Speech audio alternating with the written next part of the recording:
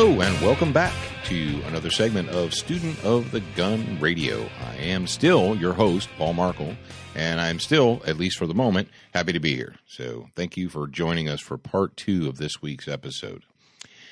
Still with me in the studio is Jared. He's over there fiddle-farting around with his smartphone, but that's okay. We're going to go ahead and continue because I know what he's doing.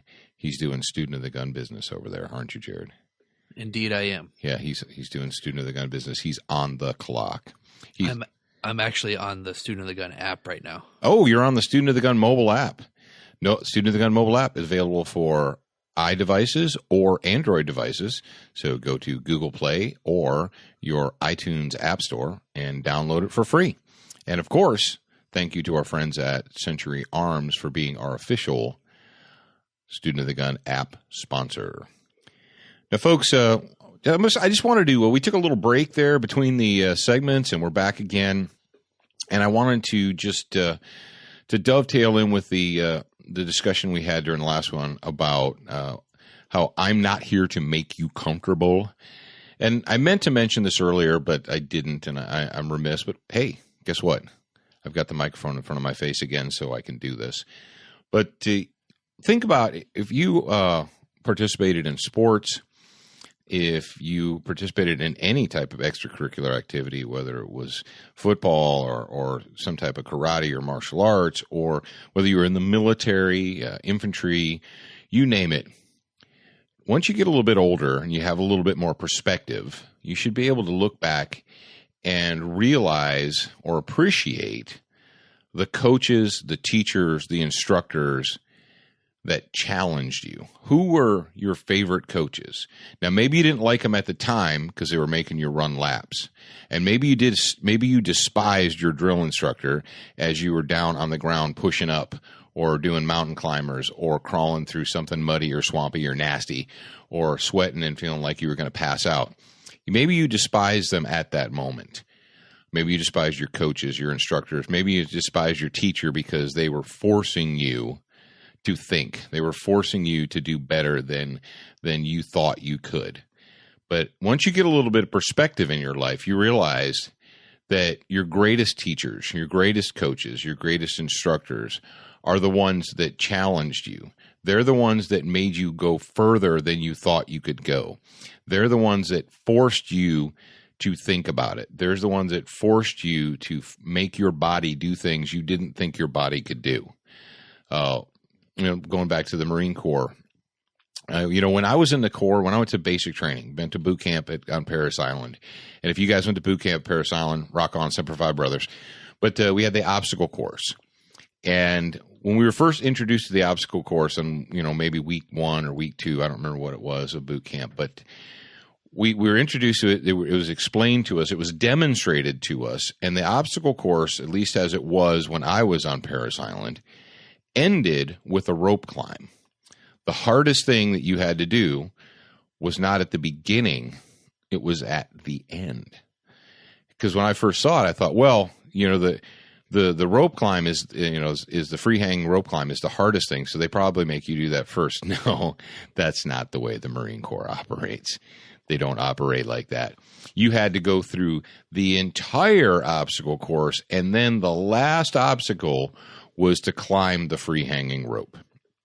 And of course, it's designed that by the time you get through all those obstacles and you get to the rope, you're basically at the point of exhaustion. That's how it works. They do it on purpose. And I remember to this, it was all going on 30 years or so. But the first time I ran the obstacle course, I got to the ropes and I got maybe halfway up and my arms felt like noodles and I just hung there. And one of the drill instructors yelled at me, if you're not going to go any farther, get off my obstacle and get back in line, that kind of a deal, And I didn't finish it. I didn't get to the top of the rope the first time I went through. And they make you do it and they train you and you get stronger and stronger. And you know how you get stronger? You get stronger by being uncomfortable. You get stronger by pushing yourself farther than you ever thought you could be pushed. And I remember, as we progressed, We ran the obstacle course, and I got all the way to the end, climbed to the top of the rope, smacked that, and back then, I don't know if they still do it, but when you got to the top, you had to reach up, touch the log that the rope was suspended over, and you had to just yell, you had to announce your name, your platoon, and your senior drill instructor, and you had to say all those things before you were allowed to shimmy back down.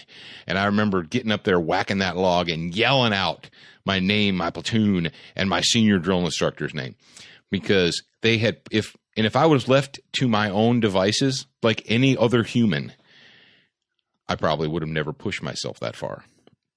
But I was fortunate enough to have instructors that cared enough about me not to care about my feelings. I'm not here to talk about your feelings.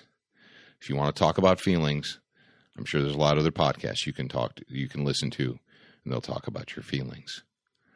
And if you hurt your feelings, Jared, you got the box ready? The giant box of Band-Aids to send people? Oh yeah, I've already started packaging some up. Okay, so if we hurt your feelings, if you need a Band-Aid for your feelings, just let us know, and Jared will send one out to you. All right, this first story we're going to get into, and it's a personal story, and you saw the title. The title is More Good Cop Gestapo Cop News, and it's happening out there, but we don't want to dwell on the negative. We want to reinforce the positive when we see it. As you know, Jared and I took a very long trip this last, in the middle of January out to Las Vegas, Nevada, and back. We went through several states, and we were on our way back.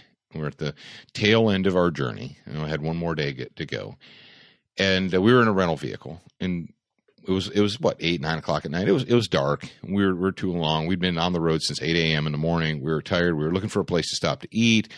We're trying to figure out where we're going to stop for the night to rest. And I see the red and blue lights behind me. And so I pull over, and we were in Oklahoma. We were in the state of Oklahoma. So I pull over. We're almost to Texas. We almost made it. But and I knew that I wasn't speeding. I knew I wasn't speeding. But all right. Something's up, obviously. So what I did is what I knew to do, because I've done this before, and as a police officer, I knew that this is what I preferred people do. It was dark, so what did I do? I put it in park. I turned the interior dome light on. I rolled my window down. Because it's a rental car, I got the rental paperwork out, and I had it in my hand. And the guy walked up. He was an Oklahoma State patrolman, trooper. And his name was Trooper Jack. I want to give a special acknowledgement and a hello to Trooper Jack, just in case he's listening, because he now is aware of Student of the Gun. And he said, "Sir, the reason I stopped you is because you have a brake light out. When you passed me on the side of the road, I noticed you hit your brakes or you touched your brakes, and one of your brake lights is out." Well, you'd think when you're, operating a rental car that it would be in good shape, and all the lights would be working. But apparently it had gone out sometime, stuff happens.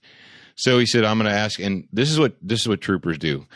Patrolmen and sheriff's deputies usually take your stuff back to the car and they run it and then they come back up to you for whatever reason. Well, actually I know the reasons, but troopers, Ohio State troopers used to do this. I know, because I knew a lot of those guys. They take you back to the car and they have you sit in the front seat while they run your stuff. And he said, "Well, sir, I'm going to ask you if you come back and sit in the front seat of my car while we run while I check your driver's license and so forth." And I was like, "Okay, no problem." And we get out, and I knew that I was carrying, obviously, because that's what I do. And I knew that I had reciprocity in Oklahoma, so I wasn't worried about it. I knew I was in the right. And he says to me, I get out and we're walking back. He goes, I got to ask you, are you carrying a concealed weapon? And I guess I put off that vibe. But I said, "Why, as a matter of fact, I am." And he said, "Well, tell you what, I'll make you a deal." He goes, "You don't touch your gun, and I won't touch my gun." I said, "All right, sounds good." And so, we sat down in the car, and he ran my license, make sure I wasn't wanted for, murder or bank robbery or anything like that. And guess what? I'm not. And he said, "Well, what do you know, chitty chatty? What are you doing?" And so forth. And, I told him about the SHOT Show, and he asked, what kind of gun I was carrying, and I told him, and he's like, "Oh, wow, So we got talking about car pistols and 380s and pocket guns and holsters and stuff like that. But long story short is he gave me an equipment warning, please fix within 72 hours, which is fine because I turned it back into the rental company and they can fix it, But was very cool. Was not at no point in time did I feel like he was pulling the us versus them. I'm the authority. You're the peasant. Very, very professional. And one thing that I really appreciate, and I never did this when I was a cop, but I know there are police officers that walk up to the window and are like, "Do you know why I stopped you?" I'm assuming, what, Jared? That you would know, that you'd be able to articulate. What would I say? Yeah, I don't know, but if you can't articulate the probable cause, then I'm leaving. Yeah. Well, if someone walks, they're like, "Do you know why I stopped you?" Well, I'm assuming you have probable cause. Otherwise, it's an illegal stop. So, because you can't just stop cars because they're on the highway. Believe it or not, we still have that protection under the Constitution. And Trooper Jack, it was before he even got to the window. He started saying, "I'm Trooper Jack with blah, blah, blah. Oklahoma State Highway Patrol. And the reason I stopped you is because you have a brake light out." Yeah. No game playing. He didn't play the I'm the authority figure and thou must do what I say kind of a thing. Very professional. Good dude. My hat, I tip my hat to the folks at the very least to Trooper Jack up there in Oklahoma, just south of Oklahoma City, almost to the Texas border. And I wanted to share that with you and to let you know that there are good guys out there. And not everybody, not everybody's a badge heavy jerk. I know there are some out there, but when we see good, we want to acknowledge good. And so Trooper Jack is one of the good guys. Now, we had another thing come up on our radar here, and I think the reason we were aware of it is because one of you guys out there in our audience, because you always do a fantastic job sending us emails and posting stuff on the Student of the Gun Facebook, and sending us little notes saying, "Hey, I wanted to make sure you guys were aware of this." The Detroit, now this kind of hits close to home because if you are a dedicated student of the gun, you probably know that your intrepid host, Paul Markle, was born in the city of Detroit back in the 60s. And I was born in Detroit, Michigan. I grew up in Detroit, Michigan. And then as the city began to decay, my parents decided it would be better if we didn't live there anymore, so we escaped. We got out of Detroit back in the mid-'80s before the near-complete collapse of the city. And most people, unfortunately for the city of Detroit, most people with motivation and skills and education left. And what you've got now is you have essentially a cesspool of welfare recipients and of basically comfortable slaves, people who just are comfortable with taking whatever manna or breadcrumbs the government will throw at them. And if that hurts your feelings, too dang bad, because reality is reality. And Detroit is currently a cesspool. And you know who understands that Detroit is a criminal cesspool? The chief of police. The chief of police of Detroit understands that his city, unfortunately, and Detroit in the 30s and 40s and 50s was an awesome city. It was a booming city. It was Motown. It was the Motor City. Not only did they build cars there, but during World War II, they built tanks and planes and all that other stuff. My grandmother was a riveter. My grandmother, Agnes McClellan, bless her heart, Grandma was a riveter during the war when she was a teenager. She actually built, I think she built the transport planes, the C-37s. I believe it was the cargo planes that she was a riveter, like a lot of your grandparents and great grandparents were. Detroit used to be a good place to live, but hey, let's face facts. Detroit was taken over by crooked Democrats probably 35 to 40 years ago, going on 40 years, I guess. And over time, they've stolen and extorted every asset out of that town. They've run out all the industry. The major manufacturers have said, no, we've had enough. We're out of here. We're leaving this place. There are a few left, but there's not that many. And most of them aren't actually in the city limits of Detroit. They're out in the suburbs. But we wanted to let you know that some people actually get it. And the Detroit police chief, James Craig, said Thursday that we look at the good community members who have concealed weapons permits. The likelihood that they'll shoot is based on a lack of confidence in the police department. And essentially, he came out and he said that legal gun owners deter crime. So we applaud Chief Craig. We applaud him for, especially in a liberal Democrat cesspool that Detroit is, for actually coming out in public and telling the people, hey, look, it's the good guys with guns that are going to stop crime. So good job, Chief. We really appreciate you being out there, and we wanted to point that out to you guys out there in the audience. So there's two positives. So we loaded two positives up for you first. And so you know what's coming next, right? A not so positive. And our source for this is the Tampa Tribune Online edition. That's TBO.com. And the dateline is what's our dateline? Before we go any farther into this story, send it, brother. Did you read the quote from the director of the Law Center to Prevent Gun Violence in San Francisco? Is that in the story with the chief of police? No. It says quote, I think at its core his position is an emotional one, based on the idea that people feel safer when they have guns. But studies have shown more guns don't deter crime. Really? Which studies there, hippie? Which studies is that? And it says there's no research, this is also a quote, that shows guns make anyone safer. And it does show that the more guns in any situation, the higher the likelihood of them harming either the owner or people who have access to them. Guns harm their owners. Apparently, yeah. They're evil. Well, first of all, Dr. John Lott, I believe Dr. Lott would have something to say to this hippie out here in San Francisco. Number one, folks, what did we just learn? We don't listen to San Francisco hippies because when it comes to basing things on emotional reactions, remember we talked about mirror thinking and how people in the world will accuse you of doing what it is that they do. They think that everyone thinks and acts like them. Well, Dr. John R. Lott Jr. did a yeoman's study of guns and crime statistics in his book, More Guns, Less Crime. And that book has been out for more than a decade, but apparently it's not available in the People's Republic of California, where hippies from San Francisco can get their hands on it.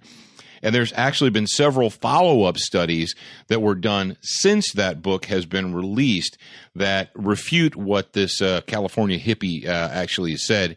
And the fact of the matter is no matter how you slice it, if you look at it honestly, you will see. And even if we didn't have studies, okay, let's say that there never was a study. So you're telling me that disarming people makes them safer?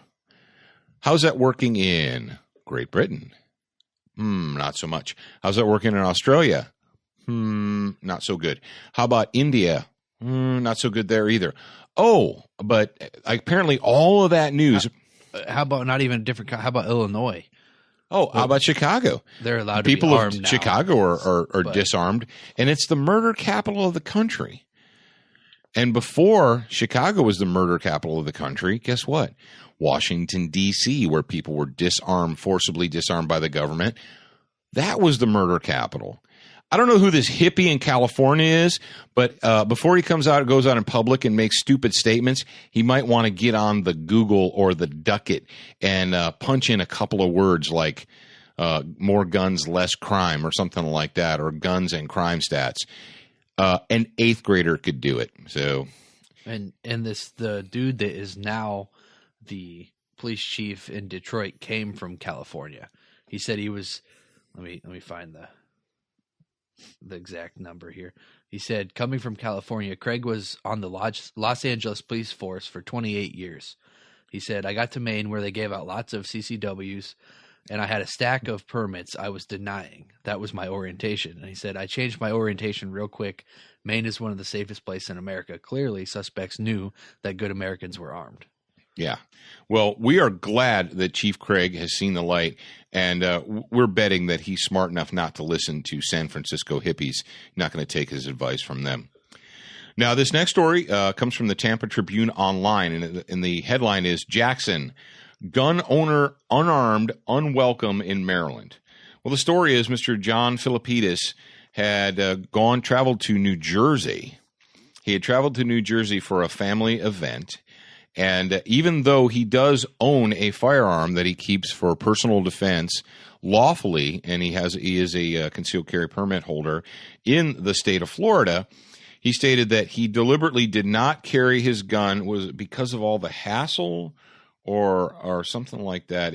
Essentially, he didn't carry it because he knew he was going into non-gun friendly states like New Jersey and subsequently Maryland. Well, turns out that John was pulled over in Maryland, and immediately the officer started questioning him about where he knew that he was a gun owner, and he wanted to know where the gun was.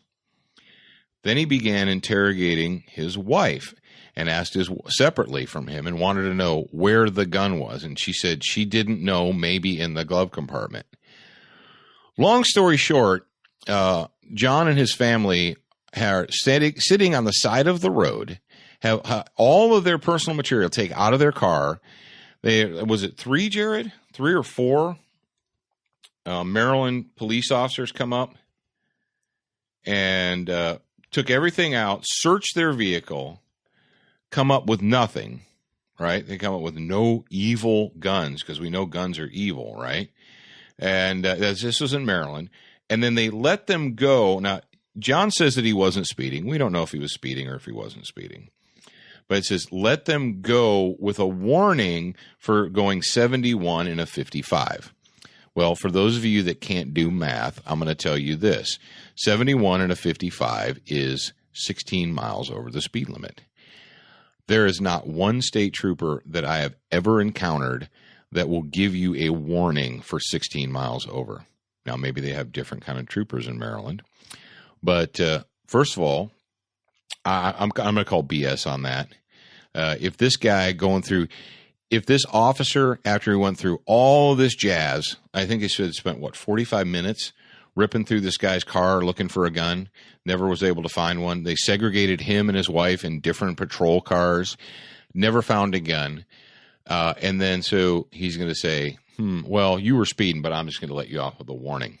That sounds like bullcrap to me.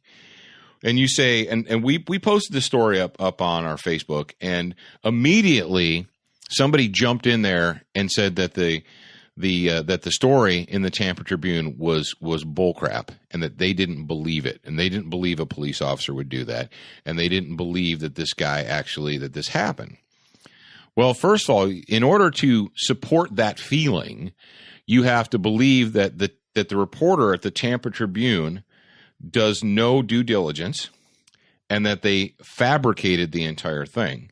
And you also have to believe that the person in question not fabricated. Now, if he was charged and put in jail or being charged, you'd think that, people always want to defend themselves when they're in trouble.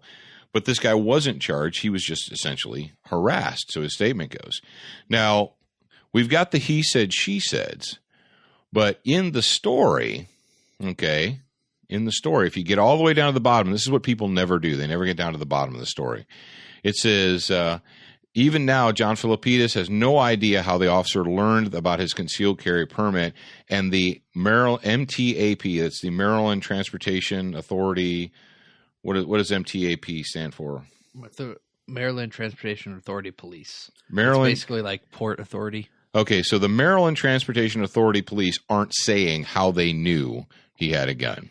Okay, and then the follow-up says, now, despite having fielded apology from the officer's captain as well as from the MTAP Internal Affairs captain, John is wondering if he shouldn't just cancel his CCW license. Okay, so to the guys out there, the doubting Thomas people, let me tell you how it works. If innocent people don't apologize, innocent people who are, let's say that John completely made this story up. He was having a bad day and he's like, I'm going to make up this story. Okay. That's within the realm of possibility. If that was the case, if that was indeed the case, wouldn't you think that they would not or refuse to apologize when contacted, when the Internal Affairs Department was contacted? Why would they apologize if it was a lie? Why would they apologize if this incident didn't occur? Interesting. So we think that, number one, we've talked about this before, stay out of slave states. If you're in a slave state and you're comfortable with it, hey, rock on. Live in your slave state. Have fun. But don't complain. Don't get aggravated. Don't get indignant when you're treated like a peasant.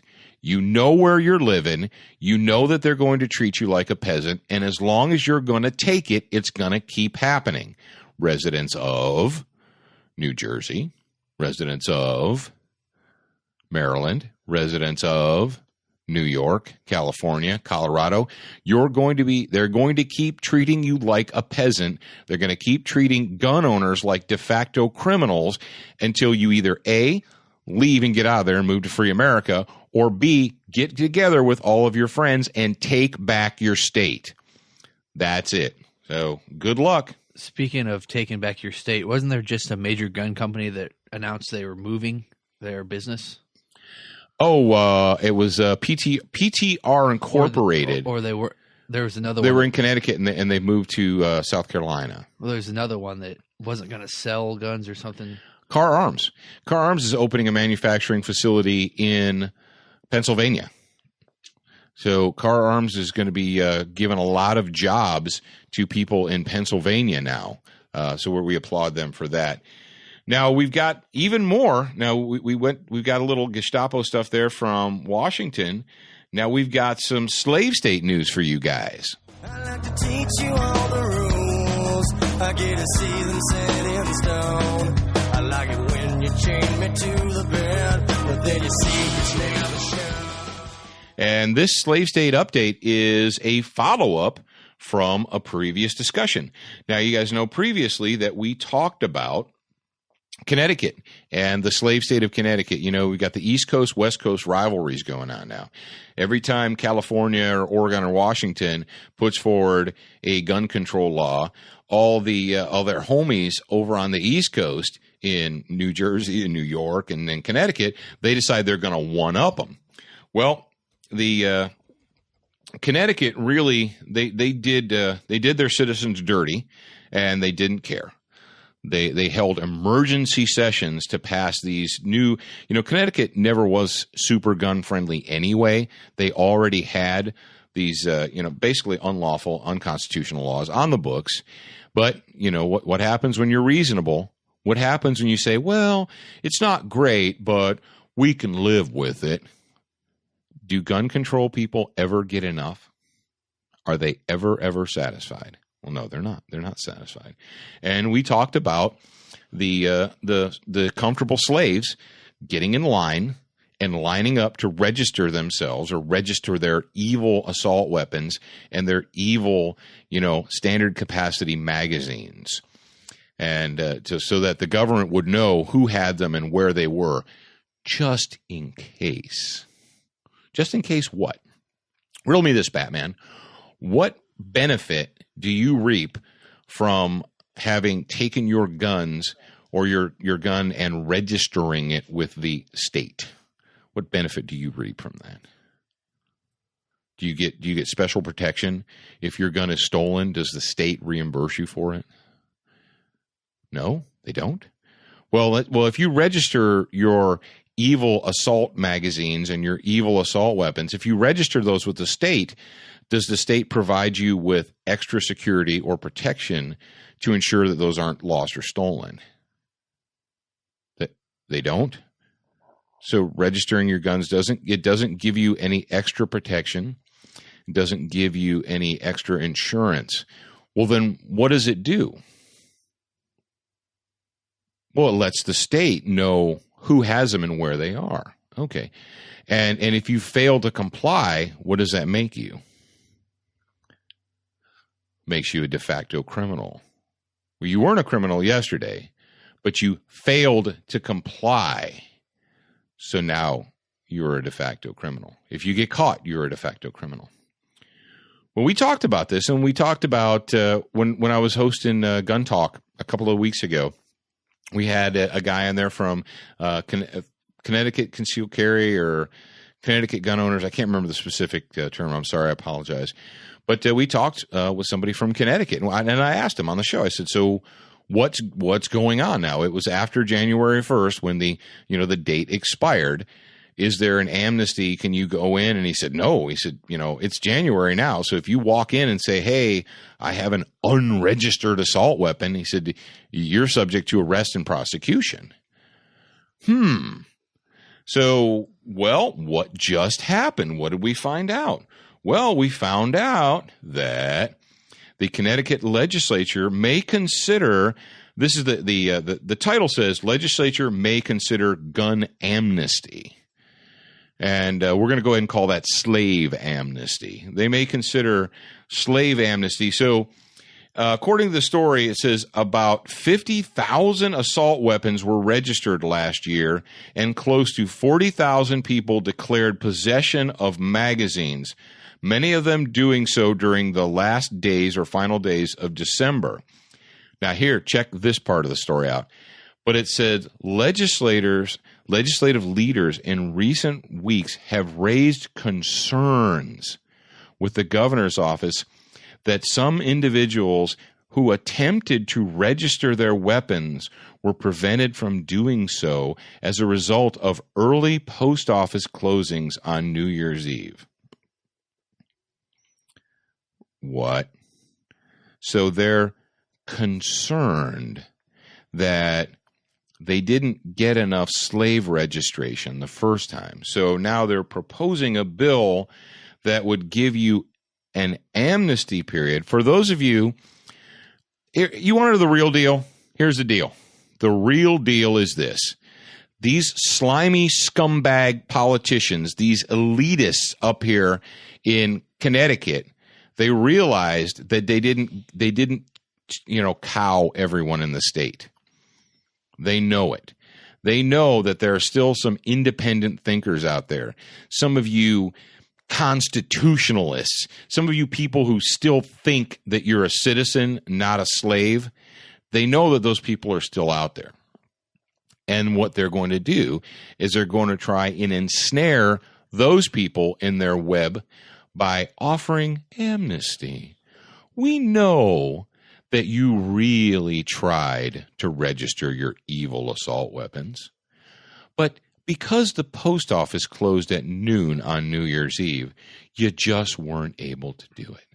Tell you what, we're going to go ahead and form a new slave line. So those of you that at one time thought that you were a citizen, thought that the Constitution protected you, well, we're going to give you time to realize that the Constitution doesn't protect you, that you are not a citizen, that you are a servant to the slave state of Connecticut. We're going to give you a little bit of time to get your head right and to get back in line and let us know what you've got and where it is. I was reading through the forum questions earlier today to pick a good guy. And one of the questions, it was very short and to the point, and we're not going to answer the question, but I think it's a question that you guys should ponder over. It says, if the law is passed and we are asked to hand over our firearms, will you comply? That is the question. Well, we talked about this before. You as an individual, not me, I can't do it for you. No one can do it for you. You have to decide, where is your line? Is there a line that you will not be pushed beyond? Or is there no line? Apparently in Boston, Massachusetts, there is no line. There's no line on which they won't be pushed. Okay, all of the unlawful, unconstitutional home invasions by state authorities, and I'm sorry, but when you enter someone's domicile, I've read the Constitution. As a matter of fact, I want you guys to know that my good friend Jeff Hoffman at Black Hills Ammunition, he gave me a copy of the Federalist Papers, a hardbound copy of the Federalist Papers.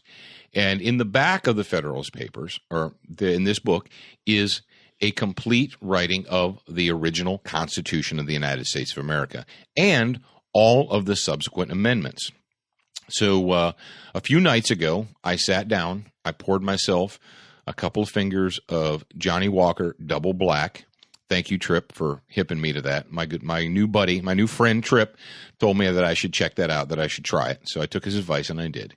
And I sat and I read the entire Constitution. It's not that long. If you've never read it, you should. I read all of the amendments, all of the subsequent amendments to that. And according to, I believe, let me see, the 4th, the 5th, the 14th amendments, when an officer of the state enters your domicile without a warrant and who is not in search of a fugitive, is not in hot pursuit of a fugitive, it is against the law. Do we have that? You got that down now? It is unconstitutional. In Germany, in East Germany, they would bang on your doors and say, open up, we're coming in. You had no recourse. In the Soviet Union and all of their puppet states, the state comes and bangs on your door and says, we're coming in. You have no recourse. Before we had a constitution, the regulars, that would be the redcoats, could go to your house, beat on your door, and say, we are coming in. You have no recourse. But we have this thing called the United States Constitution, and it says that members of the state cannot just come to your house, bang on the door, and say, we're coming in, no warrant, because we want to. There was a Liberty test that went down in Boston, and they all failed. Right before January 1st in Connecticut, there was another Liberty test. It was administered to the people of the state of Connecticut, to the citizens, not the criminals, because criminals don't follow rules. They operate outside of the law. And according to this story, they netted 50,000. 50,000 people, or at very least, if you go with their stats, it said close to 40,000 people registered their magazines. So what we know is at least 40,000 people who thought at one time that they were citizens of a state within the United States of America failed the Liberty test. You failed. Sorry, if it hurts your feelings, Jared's got Band-Aids. He's all ready to send them out. But you failed. And what you have to ask yourself is, where is my line? And if you don't have an answer, then you don't have a line. And it is, we're going to push you right into a cage. Now, the cage might be notional, but it's there. So you better figure it out. Where is your line? And do you know your rights? Saying, I have a constitutional right, blah, blah, blah. I have a human right, blah, blah, blah, means nothing if you've never read it. The Constitution of the United States is not a secret. The Constitution of the state with which you live in is not a secret. They're public documents. Avail yourself to those. You don't have to be a constitutional scholar. We've discussed this previously, but I'll do it again. When the Constitution was written, when the state constitutions were written, they were deliberately written to be simple and easily read by the people of the time. They were meant to, so that the citizen, every citizen, so you didn't have to have a law degree to understand it. Now, people will tell you it's complicated. When someone looks at you and says, oh, you don't understand all the facts of this story, it's complicated. Or you can't just assert your constitutional rights. It's complicated. What they're telling you is that I think when I say to you, you can't understand. It's complicated. This is what you should be hearing. You're a peasant. You're a slave. You're a moron. You're too stupid to understand. You shouldn't even try to understand. Just let us tell you what you have to do. Folks, citizenship requires responsibility. And if you've never read the Constitution, or you haven't read it, or if you skipped over it or had your girlfriend do your homework for you when you were in high school, get a book and read it. It's not hard. And read it before they hide it and revise it.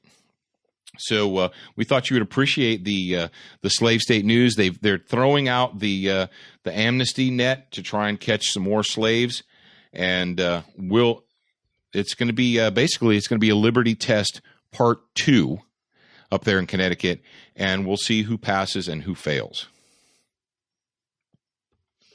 So my question is this information going to be public?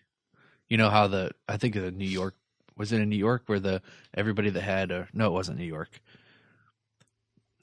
Where the reporters had revealed the... Yeah, it was New York. It was in the state of New York. Yeah, where they went out and they pulled the everyone who had a pistol permit had to get, who sought permission to own a firearm, and published that. They went out and published a list of everyone's homes. Yeah. So is this going to be public access now too? Well, I would say that if you ask them, they will tell you no. But what do we know about computers and lists? Hey, all you Snapchat people. How many million, Jared? Was it 6? I don't remember. For those of you that aren't hip with the new latest social media thing, who owns it? Google? Facebook? Twitter? I think it's Twitter own, or something. I think one of the big companies own it. Oh, really? Yeah, one of the big companies. Anyway, there's this new social media thing called Snapchat. And they collected in the name of, I believe it was somewhere between 5 and 6 million users. And what do they call a white hat hacker? And what is a white hat hacker? A white hat hacker is ostensibly a good guy. Told them that their systems were not secure, and that people could access their client information publicly. You know, they could get in there and get it. And they're like, no, you don't know what you're talking about. Go away, crazy hippie. Well, they hacked it, and they published the names of 5 or 6 million users. So don't tell me that, there's a list, but it'll be kept private. No one will ever know about it. Really? Is it fun there where you live? Is it fun in that fantasy world where you live? Because if it is, maybe I could come over and live in that fun fantasy world where your information it's compiled on a list, but no one will ever know it but the good guys. Wow, it must be fun to live there. Now this next story is sickening, and this is one of those, hey, you're either an armed citizen or you're not an armed citizen. And unfortunately, we had to pull this information from the Daily Mail at UK, and we've talked about this before. That often, we're not real big on the socialist nation of Great Britain right now, but for whatever reason, they will publish things that apparently the American media just skips over, or is not really that important to them. Or if it doesn't fit the template, if it doesn't fit the approved template, they'll give it a once over and the back page, and then they'll never talk about it again. They're like, oh, yeah, we reported that once and we're done with that story. Well, this story, it says, it comes to us from the Daily Mail UK online. Frantic last moments of road rage killer's victim. Gunman chased man for 15 miles as he called 911 before murdering him over a road rage argument. And essentially what happened was that there was an incident on a Pennsylvania highway, on a Pennsylvania road. And a crazed driver of a dark-colored pickup truck started chasing the victim, and the victim's name was, I think it was Timothy Davidson. Well, yeah, Timothy Davidson calls 911 to tell him, hey, there's this crazy guy he's trying to escape from him, can't get away from him. Finally, the guy forces him off the road and murders him. All the while he's using 911. What have we told you guys? What is 911 for? Why is there a 911 system? Is it to fix your problems immediately? My house is on fire. Call 911. Fire goes out. I'm bleeding to death. Call 911. The bleeding stops. Someone's smashing through my front door, call 911. They disappear. No, wrong. That's not how it works. 911 is not magic. Now, I know you're supposed to believe, if you listen to Joe Biden and his ilk, that that's all you have to do is have a phone with 911 and all of your emergency problems are solved. But the adults in the audience should realize and understand that no, 911 does not solve all of your problems immediately. It gets help rolling on the way. It gets help coming. It gets the help, that lets someone know that you need help and they should come. Now, as we learned out in Oregon, it doesn't always come, and sometimes it doesn't come at all. And if your complete and total survival plan is call 911, you're rolling the dice. And this gentleman right here, unfortunately, apparently he had no self-protection tool. He did not have the tools he needed to defend his own life against, and you're like, and people, and already they're like, well, why? Well, why did this guy feel the need to run him off the road and murder him? Why? I don't care why. Is there an answer that I could give you that would make it okay? Well, no, but we want to know why. How about you worry about staying alive first and then worry about why later? So, folks, in order to be an armed citizen, you have to actually be armed. And if you want to rely on 911 to take care of 100% of all your problems, at least be honest with yourself and realize that it's not always going to work. Sorry. Hate to break your bubble. Hate to make you uncomfortable. But 911 is not an instant cure for all things that go wrong. Hey, Jared, did you see in the show notes that we got a follow-up to the Just Ask Your Rapist to Leave story? No, I didn't see that. Yeah, check this out. This is another thing that popped up. We got a lot of follow-ups this week, yeah. But we talked about on a previous episode of Student of the Gun Radio, and I think it was titled 911 Ask Rapist Tells Victim, or 911 Tells Victim Ask Rapist to Leave. We reported this story. It was where a woman's ex-boyfriend, ex-husband, something, a psycho, comes to her house, is beating on her door, trying to get in, and she gets a 911 on the phone and tells them this guy's crazy. He's beat me before, and he's trying to get in the house, and so they're like, well, we don't have anybody to send. We're sorry. And at one point in time, the dispatch tells her to ask him to leave. Well, it didn't really work out. And if you remember the story, he broke in and he beat her and he sexually assaulted her, and then he left and they caught him later. Doesn't really do her much good because she's been beaten and sexually assaulted in her home, but hey, they caught him later, so that's good. Well, this is a follow-up to that story, and this comes to us from personalliberty.com. And it says, rural Oregon residents organize community patrols to offset the lapsed sheriff's coverage. And basically it says that these citizens, realizing that they're not always going to be able to depend on 911, have banded together to take care and protect their own area. Wow.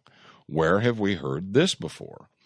Where have we heard before of people who understand that as a citizen, it is their responsibility to the community to keep the community safe from outside, the criminal element, the tyrannical element. We mentioned this on the radio show previously. We talked about the book Paul Revere's Ride.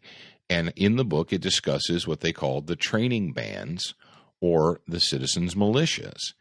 And going all the way back to the early 1700s, the people of New England, the citizens of New England, they understood intrinsically that it was the responsibility of the citizens of the community. If you are an able-bodied adult male, it was your responsibility to be armed and to train and be prepared to deal with danger. Now, they had to do it during the French and Indian War. when they had Indians and they had, foreign troops in the area. They had to deal with marauding, basically raids from the native Indian tribes. And then they had to deal with it again when the British regulars came in and they put their thumbs down on the necks of the citizens, on the colonists, and said, no, you're going to obey and you're going to turn over your guns and you're going to turn over your powder. We're taking them. They understood as citizens that it was, and what really is depressing to me is that in an area of Massachusetts, in Connecticut, in New Jersey, that in the 1700s, the citizens understood that it was their responsibility to be armed, trained, and prepared to defend their communities. And today, it's the exact opposite. It's almost as if they've abdicated all responsibility, and they're in that it's not my job, someone else needs to do it. I'll just sit over here as a comfortable slave, disarmed. Sorry, but we applaud the people out in Oregon who understand, like the citizens of old did, like the citizens of Massachusetts colony and the colonies of Connecticut and New Hampshire and Vermont and so forth, that it is the responsibility of the good people of the community to at very least be armed and skilled in the use of those arms. They actually drilled. They actually went to the drill field and they practiced every year so that they would be prepared. That's where we got the term Minutemen, because the Minutemen were armed and prepared and they were ready to go. And we thought you would appreciate this follow-up from Oregon. So even though 911 tells the victim, just ask your attacker to leave, the people of the community decided, no, we're not gonna play that. We're not gonna play the just ask the bad guys to leave us alone. We're gonna stop them ourselves. Jared, how are we doing over there on time? Are we doing well? We're coming up on the end here, and I was just reading something that's literally hot off the press. It came up about, 20 minutes ago. All right, what is it? Tell me, brother. I don't know if you've even seen this. It says it's about the Maryland mall shooting that just happened. No. Okay. It says man 25 and woman 21 shot dead Maryland mall skate shop alongside her coworker by ex-boyfriend armed with a shotgun. Okay, this is what happened. Apparently, the ex-boyfriend walked into a Maryland mall with a shotgun, a single barrel shotgun. Maybe not a single shot. I don't know. But says police say the gunman killed this chick and this dude, and it was an apparent love triangle thing. Mm-hmm. They said they can't confirm that, but that's what they assume. So, what are the lessons we can learn out of this? Well, number one, it's not always about you. What is it, Saturday afternoon? Yeah. This just happened. So how many of you think, how many of you concealed carry people think, it's a sunny Saturday afternoon. I'm just going shopping in the mall. I don't need to carry. I don't go to bad neighborhoods. I don't go out looking for trouble. I'm not going to carry. How many of you talk yourself out of it? Or how many of you say, I don't look for trouble, so trouble won't look for me? It's not always about you. It's not about you. Sometimes it's just about being somewhere where bad people are. And this is a perfect example. We had this happen down here in our community where, was like 11:30 in the morning on a Wednesday, and psycho ex-husband knows where the wife works. And this is what happens. And I learned this many years ago as a security provider, professional bodyguard, all that jazz, is that, women get divorced from these psycho dudes, and they change their phone numbers, they move, they get an unlisted address, they do all that stuff. But as long as they still are employed by the same person or the same company, the husband knows where to find them. He knows, even though he can't find their apartment and he can't get their phone number and all that, he knows they work at the Winn-Dixie on Pass Road. And so that's where they're going to go to find him. And like right down here, crazy ex-husband walks into the grocery store with a shotgun, middle of the morning, looking for his ex-wife. Note that the grocery store had a no gun sign on the outside. Yeah, the crazy thing he is, didn't get the memo. Yeah, you know what it was, Jared? Apparently the no guns allowed sign wasn't large enough. so that he would notice it as he was coming in. Or they need to make them like the size of the side of a building. Yeah, you're right. Or maybe it had the little red circle around a pistol, but he brought a shotgun in. So that's and true. It said no concealed weapons. Yeah. That is true. So he wasn't violating the spirit of the law. Because he didn't conceal the shotgun. So anyway, the story down here is the guy goes in with a shotgun, takes his ex-wife and all the customers and people hostage, and police come, SWAT teams, all that jazz. Fortunately, the cops surrounded him, and he put the shotgun in his face and ended his worthless life. Right? Yeah. Yeah. Okay. But here we go. We've got this thing. We've got a lover's triangle or whatever. He don't love me no more. He loves her. That kind of deal, or she loves him, and it's not always about you, folks. It's just sometimes bad people appear where you are. Now, if you live up in the slave state of Maryland, tell me whether or not you have the option of arming yourself. And one of the things it says, a Zumiez, I don't know what store that is, employee told the radio station that the gunman came out from inside a dressing room armed with a single barrel shotgun, pointed it at the girl behind the counter, and dropped her. And this employee says, I hit the ground. I heard the other shot to the white male employee. So he could have legitimately stopped this gunman from killing the white male employee if he was armed. He might have been able to stop him from killing the girl too. Yeah, it says that they actually have a permit system in Maryland, but it is a may issue. That means it's discretionary. Means they don't have to do it.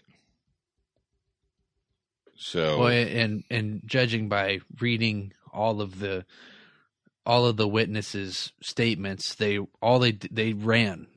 They didn't know what a gunshot sounded like. For one, they thought it was something dropping.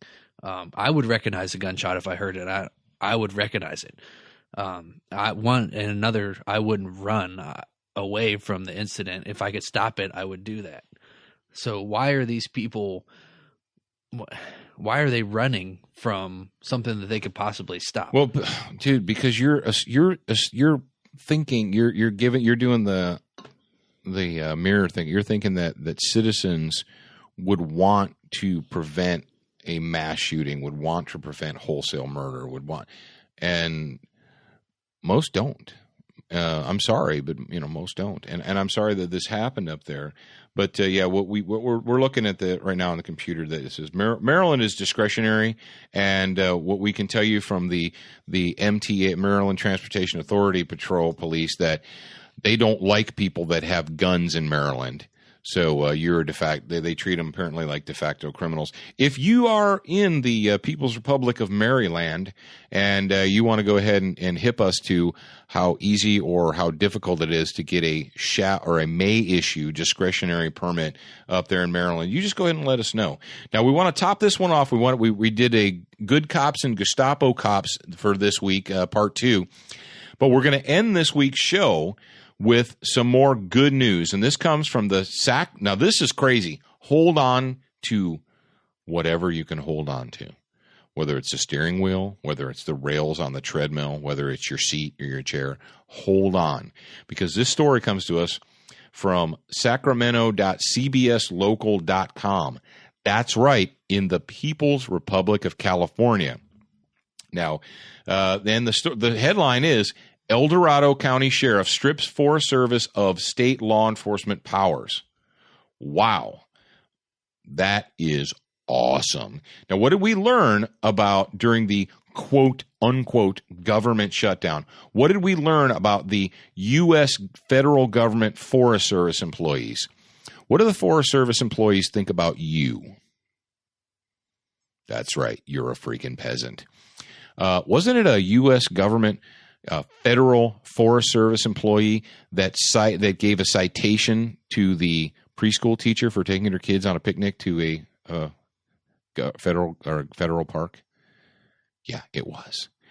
Wasn't it federal Forest Service employees that basically held citizens, old people, hostage at Yellowstone National Park? Was it not federal Park Service employees that barricaded the war memorials in D.C. and who blocked off the scenic route pull-offs at Mount Rushmore and the Grand Canyon to try and stop people from recreating? Was it not those people? Yeah, it was those people, and we just thought we'd remind you of it. But the El Dorado County Sheriff says he is not happy with the U.S. Forest Service, and so he is stripping them of their authority by keeping them from enforcing state laws within his county. It says Sheriff John D'Agostini is taking this unusual step by pulling police powers from the federal agency because he has received numerous upon numerous complaints from citizens. It says in a letter obtained by CBS 13, the sheriff informs the federal agencies that its officers will no longer be able to enforce California state laws anywhere within his county. And we say, amen, amen, and amen. And we are happy and pleased that there are still some people out there fighting, some, public servants. And this sheriff here obviously takes his oath to the citizens of that county seriously. And he is seen, and it says in the story that after trying to work with the Forest Service for so long that they're just not playing it. And what have we discovered? And if it makes you uncomfortable, I'm sorry, too bad. But the facts are the facts. And right now, the U.S. Forest Service needs an enema. They need to flush all those turds out of that agency because they're treating the citizens of the United States as peasants, as serfs, not as the people that pay their salary, but as subservient second-class citizens. Say that 3 times fast. Subservient second-class citizen, subservient second-class citizen, subservient second-class citizen. There, I did it. You didn't think I could, but I just did. Bam! I blew your mind. All right, Jared. Looks like we're going to pull the pin on this episode, on this particular segment of Student of the Gun Radio. We are glad and happy that you took a moment out of your day, out of your week, to sit there and listen to us. Jared, I'm going to say goodbye to the folks. Goodbye, folks. Now, bleep, bleep. That's all, folks. Bleep, bleep, bleep. Well, we want to remind you, make sure that if you would like to watch Student of the Gun television, that you can do so. Dish Network, channel 266, every Monday at 9 p.m. Eastern Time. If you want to watch us online, go to studentofthegun.com. You can watch the television shows. You can check out the archives. You can shop the gear store. If you're interested in the 2 new books we've got, Armed and Smart, A Beginner's Guide to Concealed Carry, and Armed and Smarter, Advanced Concealed Carry Weapons and Training.